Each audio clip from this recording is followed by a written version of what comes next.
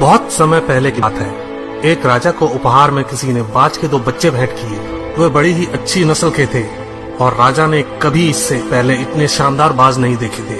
राजा ने उनकी देखभाल के लिए एक अनुभवी आदमी को नियुक्त कर दिया। जब कुछ महीने बीत गए तो राजा ने बाजों को देखने का मन बनाया और उस जगह पहुंच गए जहां उन्हें पाला जा रहा था। राजा ने देखा कि दोनों बाज काफी बड़े हो चुके थे और अब पहले से भी शानदार लग रहे थे। राजा ने बाजों की देखभाल कर रहे आदमी से कहा, मैं इनकी उड़ान देखना चाहता हूँ, तुम इन्हें उड़ने का इशारा करो।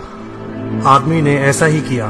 इशारा मिलते ही दोनों बाज उड़ान भरने लगे, पर जहाँ एक बाज आसमान की ऊंचाइयों को छू रहा था, वहीं दूसरा कुछ ऊपर जाकर उसी डाल पर आकर बैठ गया जिससे वो उड़ा था। ये देख राजा को कुछ अजीब लगा। क्या बात है, जहाँ एक बाज इतनी अच्छी उड़ान भर रहा है, वहीं ये दूसरा बाज उड़ना ही नहीं चाह रहा।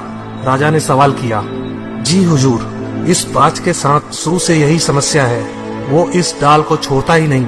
राजा को दोनों ही बाज प्रिय थे और वो दूसरे बाज को भी उसी तरह उड़ना देखना चाहते थे। अगले दिन पूरे राज्य में ऐलान कर दिया गया, जो व्यक्ति इस बाज को ऊंचा उड़ाने में कामयाब होगा उसे ढेरों इनाम दिया जाएगा। फिर क्या था, एक से एक विद्वान आए और बाज को उड़ाने का प्रयास करने लगे, पर हफ्तों बीत जाने के बाद भी बाज का वही हाल था।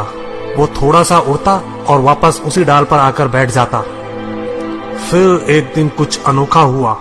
राजा ने देखा कि दोनों बाज आसमान में उड़ रहे हैं। उन्हें अपनी आंखों पर यकीन नहीं हुआ और उन्होंने तुरंत उस व्यक्ति का पता लगाने को कहा जिसने ये कारनामा कर दिखाया था। वह व्यक्ति एक किसान था। अगले दिन वह दरबार में हाजिर हुआ।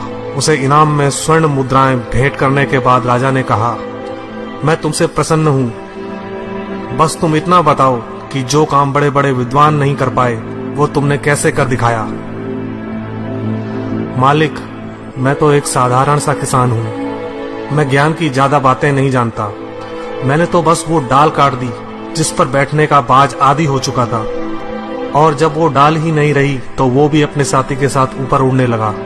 दोस्तों, हम सभी ऊंचा उड़ने के लिए ही बने हैं, लेकिन कई बार हम जो कर रहे होते हैं उसके इतने आदी हो जाते हैं कि अपनी उड़ान भरने की, कुछ बड़ा करने की काबिलियत को भूल जाते हैं। यदि आप भी सालों से किसी ऐसे काम में लगे हैं जो आपके सही पोटेंशियल के मुताबिक नहीं है, तो एक बार जरूर सोचिए कि कहीं आपको भी उस डाल को काटने की जरूरत तो नहीं जिस पर आप बैठे हैं।